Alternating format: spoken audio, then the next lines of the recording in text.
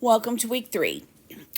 Just as a reminder, the college is closed on Monday, September 1st for Labor Day holiday. So this week we're going to talk about plagiarism. So when information is taken from research, credit must be given to the author or organization who created that information to avoid plagiarism. Now let's take a little side trip over here to AI. ChatGPT and other AI platforms are plagiarism engines. Just like Pinterest is a search engine, they are plagiarism engines. They did not write material originally. They go out into the web, they gather material, they give it to you without any credit being given to the original authors. So you've got to be careful using that, because if you use it without giving credit where credit is due, it will be considered plagiarism. We'll get into that later. Don't use AI is the best thing. So this week, you have several things on the agenda. You're going to learn how to cite an MLA in a paragraph. You're going to learn when to cite in MLA.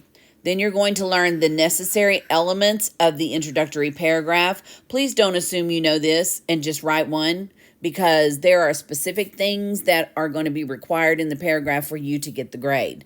And finally, you will complete an MLA Works Cited page, because practice makes perfect and you need to get good at this. Okay, first of all, when do you cite material in college and use a citation? There are 3 reasons. Hold on, let me correct that error. The first reason is a direct quotation. Now, a direct quotation is when something is used from an article, book, etc., word for word without changing anything. It's a copy-paste. You find a couple sentences you like, you copy them, you paste them into your paragraph. Now we have to fix them so they're correct. It must be in quotation marks.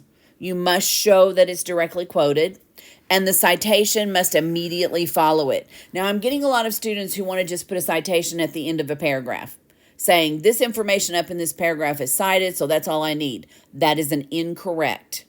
If you have something directly quoted, the citation must immediately follow it, no matter where it is in the paragraph.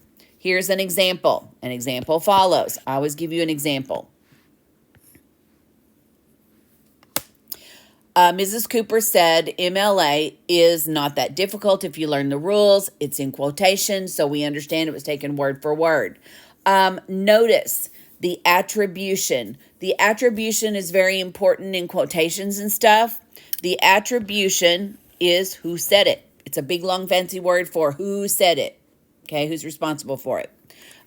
So we have the attribution. That's the first part. We have the quote in quotation marks, which is right here.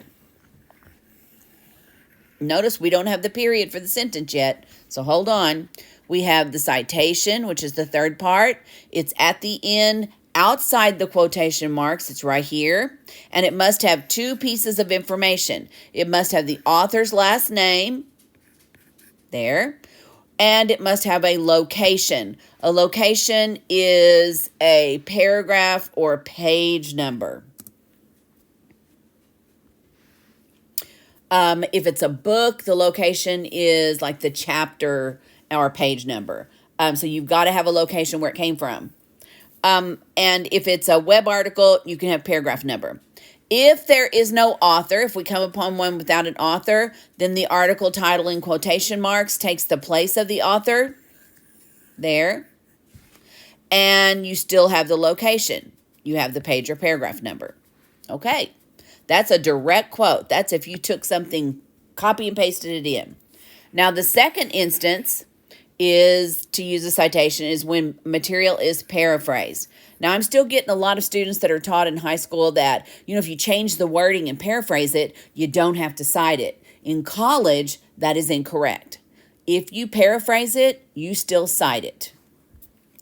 So if it's cited, this means if you reworded it or changed the information to fit your art, it must still be cited. Okay? An example follows.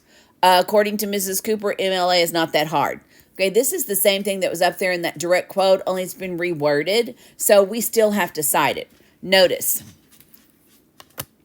the attribution. Remember, the attribution is that long word for who said it. So the attribution is here. Who said it, who said the material, or who wrote it. It can also be like according to this magazine article if there's not an author. The paraphrase passage is next without quotation marks. That's right here. No quotation marks. Notice there's not a period for the sentence yet.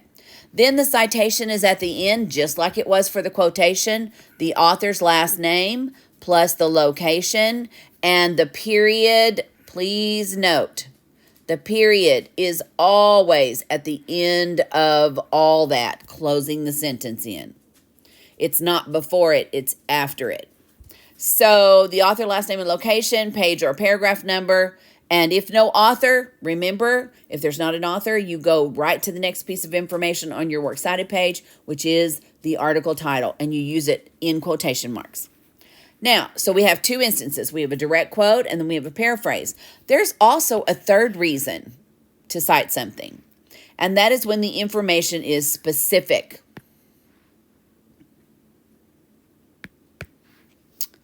Or if it's not generally known. Or the test question is, did you learn it in the resource? If you did, it must be cited. The example follows.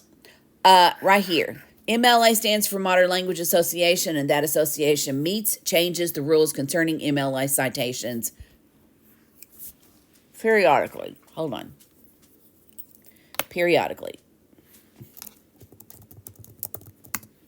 So I know that because, I do this all the time and I read about MLA all the time, but you may not know that. But even though I know that, it's not generally known. So I have to find a resource for it and I have to give credit with the citation. What that means is I've got to look it up. I can copy and paste this quote, this passage in the Google bar, find a source for it, and use that source. But if it is specific and not generally known, or if you learned it in the resource, you got to cite it. So notice the passage without quotation marks, which is right here. The citation at the end, just like it was. Only for this one, I'm going to show you how to do one that does not have an author. It is the article title in quotation marks. The quotation marks tell us it's an article title with the location, the closing parentheses, and there's the period for the end of the sentence. So to recap, there's 3 reasons to do a citation. Direct quote, that's word for word. Paraphrase, that's changing the wording, and specific information, that's if it's not generally known or if you learned about it in the resource or article or book or wherever you found it. Okay? Hope this helps.